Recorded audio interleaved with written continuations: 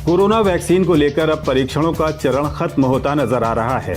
आम उपयोग के तौर पर अब तक की जानकारी के मुताबिक उत्तरी आयरलैंड की 90 वर्षीय महिला मार्गरेट कीनान पहली शख्स हैं जिन्हें फाइजर बायोएनटेक कोविड वैक्सीन का डोज दिया गया।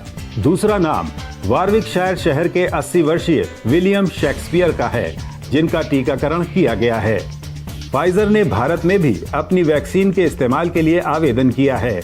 उधर सीरम इंस्टीट्यूट ने ऑक्सफोर्ड यूनिवर्सिटी के सहयोग से तैयार की कोविड वैक्सीन कोविशील्ड और भारत बायोटेक ने अपनी कोवैक्सीन के इमरजेंसी अप्रूवल के लिए भारतीय औषधि महानियंत्रक से आवेदन किया है। इन आवेदनों से उम्मीद है कि भारत में भी अगले कुछ समय में ही कई कोरोना वैक्सीन आम उपयोग के लिए उपलब्ध हो सकती हैं। 6 दिसंबर को क्षुद्रग्रह के नमूने ला रहा जापानी कैप्सूल धरती पर सकुशल लैंड कर गया।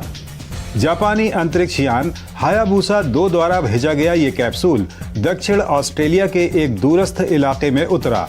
आपको बता दें, जापानी अंतरिक्ष एजेंसी ने 6 साल पहले इस मिशन की शुरुआत की थी, जिसमें ऑस्ट्रेलिया के वैज्ञानिक भी शामिल हैं।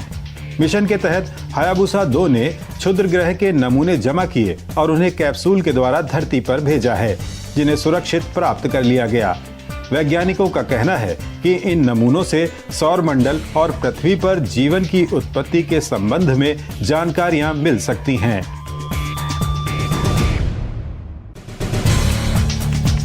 आईआईटी दिल्ली के प्रोफेसर अनुराग राठौर को एजिलेंट थॉट लीडर अवार्ड 2020 से सम्मानित किया गया है। प्रोफेसर राठौर इस पुरस्कार को पाने वाले पहले भारतीय शोधकर्ता हैं।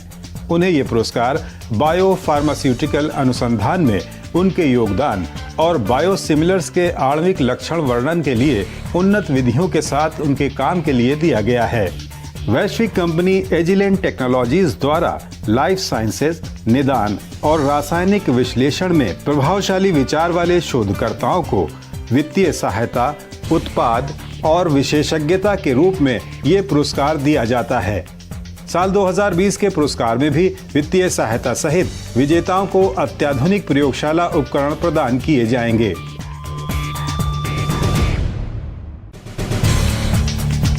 आगामी 21 दिसंबर को दुनिया एक अद्भुत खगोलीय घटना की गवाह बनने जा रही है। इस दिन सौरमंडल के सबसे बड़े ग्रह बृहस्पति और शनि एक दूसरे के सबसे नजदीक होंगे। ये संयोग लगभग 397 साल बाद होने जा रहा है, जब ये दोनों ग्रह आसमान में एक दूसरे को छूते नजर आएंगे। वैज्ञानिकों के मुताबिक 21 दिसंबर को इन ग्रहों के बीच की दूरी करीब 73.5 करोड़ किलोमीटर होगी, जबकि धरती से इनके बीच की आभासी दूरी मात्र 0.06 डिग्री नजर आएगी। खगोलीय पिंडों के इस तरह करीब नजर आने की घटना को कंजक्शन कहा जाता है, लेकिन शनि और बृहस्पति के करीब आने की ये घटना ग्रेट कंजक्शन कही जाती है। इन दिनों में ये दोनों ग्रह आसमान में नग्न आंखों से देखे जा सकते हैं। 21 दिसंबर को भारत के ज्यादातर स्थानों से सूर्यास्त के बाद इस घटनाक्रम का दीदार किया जा सकता है। इसी के साथ